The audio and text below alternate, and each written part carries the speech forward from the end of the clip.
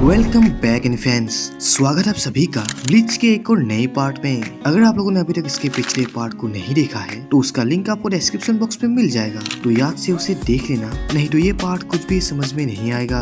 और अगर आप लोग मेरे चैनल पर नए हैं तो मेरे चैनल को सब्सक्राइब करके वीडियो को लाइक करना मत भूलना, ताकि आप सभी का सपोर्ट मुझे मिलता रहे। तो खैर देरी ना करते हुए शुरू करते हैं आज की इस वीडियो को।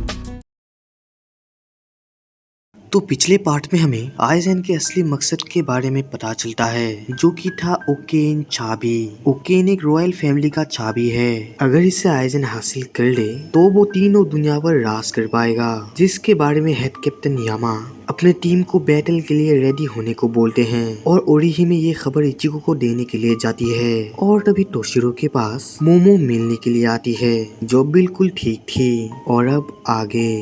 और अब मोमो को यहाँ देखकर तोशिरो थोड़ी राहत की सांस लेता है, क्योंकि अब मोमो बिल्कुल ठीक थी। और मोमो जो बहुत बुरा फील कर रही थी, क्योंकि उसने पिछली बार जो हरकत की उसके लिए वो खुद को कभी माफ नहीं कर सकती, क्योंकि उसने तोशिरो के ऊपर भरोसा नहीं किया और उसे मारने के लिए चली गई थी। लेकिन फिर भी वो तोशिरो से माफी मांगती है कि वो उसे इस हरकत के लिए माफ कर दे। लेकिन तोशिरो उसे बिल्कुल ही बिंदास माफ कर देता है और मोमो को ये सब बात भूल जाने को बोलता है, जैसे उन दोनों के साथ कुछ हुआ ही नहीं था। ये सुनकर मोमो की आंखों पर खुशी के आंसू आ जाते हैं, क्योंकि तोशिरो ने उसे माफ कर दिया। और तोशिरो जो मोमो को रोता हुआ देख ट्रोल करने लगता है, क्योंकि मोमो एक छोटी लड़की जैसी रो रही थी। मोमो भी ये सुनकर खुद को चुप कर लेती है। और फिर मोमो सीरियस होके तोशिरो से एक क्वेश्चन करती है कि क्या तोशिरो आइजेन से लड़ने जा रहा है, और क्या वो उसके बाद कैप्टन आइजेन को मार देगा। ये सुनकर तोशिरो भी थोड़ा हैरान हो जाता है, लेकिन मोमो फिर से कंटिन्यू करती है कि तोशिरो ऐसा बिल्कुल ना करे, क्योंकि मोमो के हिसाब से आइजेन जो कर रहा है वो बिल्कुल भी बुरा नहीं है। जरूर आइजेन सबके भलाई के लिए ये सब कर रहा है। मोमो की मुंह से ऐसी बात सुनकर तोशिरो तो पूरा सदमे में पहुंच जाता है कि आखिर मोमो को हो क्या गया। और अब मोमो जो खुशी से झूम रही थी और आइजेन की गुण गा रही थी, क्योंकि उसके हिसाब से आइजेन जो कर रहा है वो बिल्कुल सही है। लेकिन तभी हेड कैप्टन यामा मोमो को बेहोश कर देते हैं, क्योंकि उनके हिसाब से मोमो अभी तक पूरी तरीके से ठीक नहीं हुई, तो उसे अब आराम की जरूरत है। और तभी वो टीवी स्क्रीन को बंद कर देते हैं। और तोशिरो मोमो की ऐसी हालत देखकर समझ जाता है कि इसके पीछे जरूर आइजेन का ही हाथ होगा। और इस तरफ रेंजी साडो को ट्रेन कर रहा था और उराहरा इन्हें दूर से देख रहा था। और इसका रीजन भी हमें पता चलेगा कि आखिर साडो को ट्रेन करने का लीड तो उराहरा ने लिया था, तो फिर उसे रेंजी क्यों ट्रेन कर रहा है। दरअसल ये सब बैठकर जब अपना लंच कर रहे थे तो तभी उराहरा आके रेंजी को साडो को ट्रेनिंग में मदद कर देने को बोलता है। लेकिन रेंजी ऐसा करने के लिए नहीं मानता, बल्कि वो उराहरा से कहता है कि उराहरा ने साडो को ट्रेन करने की ड्यूटी खुद ली थी, तो वो अपनी ड्यूटी को खुद पूरा करे। और साथ ही साथ उराहरा के पास अपनी बांखाई भी है, जिसके वजह से ट्रेनिंग और भी जबरदस्त होगी। लेकिन उराहरा बहाने मारने लगता है और इन दोनों के बीच ऐसे ही बहस चलने लगती है। लेकिन तभी जिंटा रेंजी को ट्रोल करने लगता है कि रेंजी यहाँ पर बैठकर फ्री का खाना नहीं खा सकता, उसे इसके लिए मेहनत करना होगा।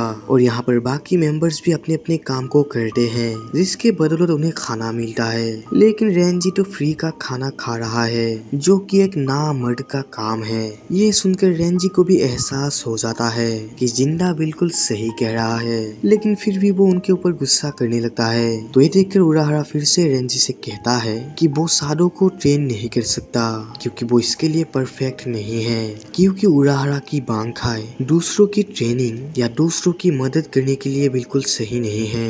लेकिन रेंजी साडो को आसानी से ट्रेन कर सकता है। लेकिन फिर भी उराहरा साडो के सामने एक डील को रखता है कि उराहरा को लेकर रेंजी के मन में बहुत सवाल है, और कुछ ऐसे सवाल भी है जो रेंजी को हर हाल में जानना है, और उन सवालों का जवाब सिर्फ उराहरा ही दे सकता है। लेकिन वो ऐसा तब करेगा जब लगातार 3 महीने रेंजी उराहरा की मदद करेगा। और उसकी मदद ये है कि वो साडो को ट्रेन करे। और रेंजी भी सीधे सीधे इस डील को एक्सेप्ट कर लेता है, क्योंकि उसके पास कुछ जरूरी सवाल हैं जो सिर्फ उसे उराहरा ही बता सकता है। और ऐसे ही ये दोनों अपने ट्रेनिंग में लग जाते हैं, जहाँ पर रेंजी अपने जी जान से साडो को ट्रेन करने की कोशिश करता है। और दूर से उराहरा साडो की फाइटिंग स्किल को नोटिस कर रहा था, क्योंकि उसे ये देखकर हैरानी थी कि सादो की पावर ना ही किसी सोल रीपर की है और ना ही किसी क्विंसी की। उसकी पावर पूरी तरीके से अलग है। और इस तरफ इचिगो और हियोरी अपने जानलेवा ट्रेनिंग कर रहे थे, जहाँ पर हियोरी इचिगो पर लातों की बारिश कर रही थी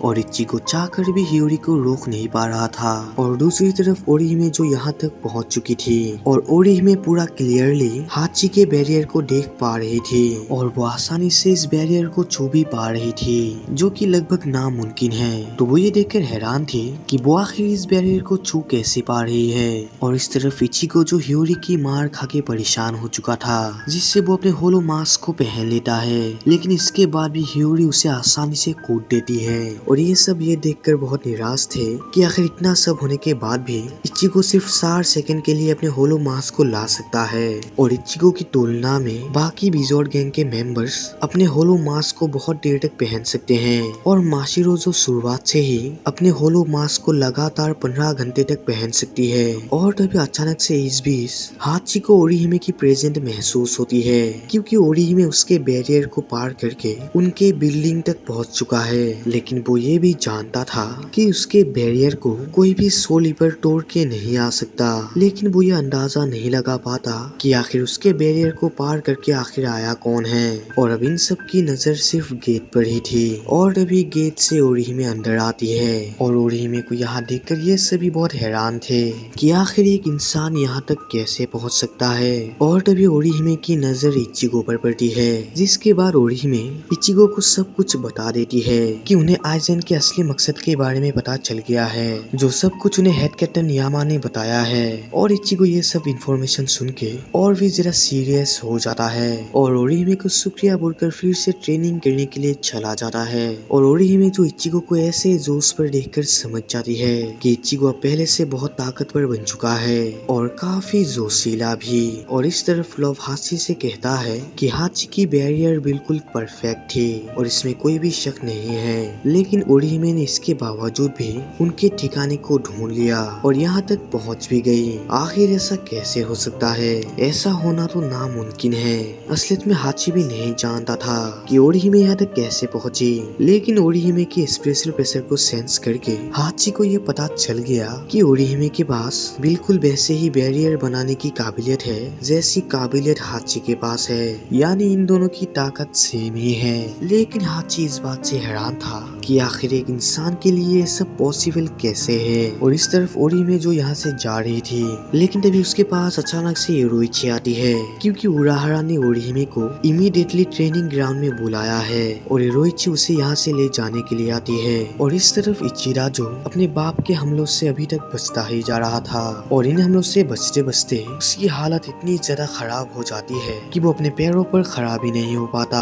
और अब उससे थोड़ा थोड़ा डाउट होने लगता है कि क्या इस प्रोसेस से उसकी क्विंसी पावर सच में वापस आएगी, क्योंकि वो लगातार अपने बाप के हमलों से बचता जा रहा है, लेकिन अभी तक उसके शरीर पर क्विंसी पावर का एक भी नामो निशान नहीं आया। और अगर वो ऐसे ही भागता रहा तो वो जल्दी ही मारा जाएगा। उसे जल्द से जल्दी कुछ ना कुछ करना होगा। और इस तरफ उसका बेरहम बाप जो उसे ठीक से 1 मिनट के लिए सांस भी नहीं लेने देता। और एट द एंड इचिरा अपने बाप के ऊपर अपने लास्ट अटैक को यूज करता है, लेकिन उसका बाप भी सवा शेर था जो अपने आगे एक सील को लाके इस अटैक को ब्लॉक कर देता है, जिसके बाद वो बिना हिचकिचाए अपना एक एरो इचिरा के शरीर के आर पार कर देता है और इस अटैक को खा के इचिरा नीचे गिर जाता है। और इचिरा अपने मन में एक ही बात सोच रहा था कि उसका बाप तो 1 नंबर का खड़ूस निकला, जो अपने बेटे को मारने से पहले एक बार भी नहीं सोचा। लेकिन असलियत में इचिरा ने अपने एरो को इचिरा के दिल पर से 19 मिलीमीटर दूर पर मारा है, जिससे उसके दिल पर चोट नहीं लगेगी और वो नहीं मरेगा। और फिर रियुकेन इचिरा से कहता है कि इचिरा ने लड़ाई के वक्त अपने ग्लिच टेक्निक का इस्तेमाल क्यों नहीं किया, और वो चाहता तो अपने हाइजेन टेक्निक का इस्तेमाल भी कर सकता था, जिससे वो रियुकेन को थोड़ा घायल तो कर सकता है, लेकिन उसने ऐसा नहीं किया। और फिर वो इचिरा से कहता है कि वो इस बार तो उसकी जान बख्श रहा है, लेकिन अगली बार ऐसा बिल्कुल नहीं होगा।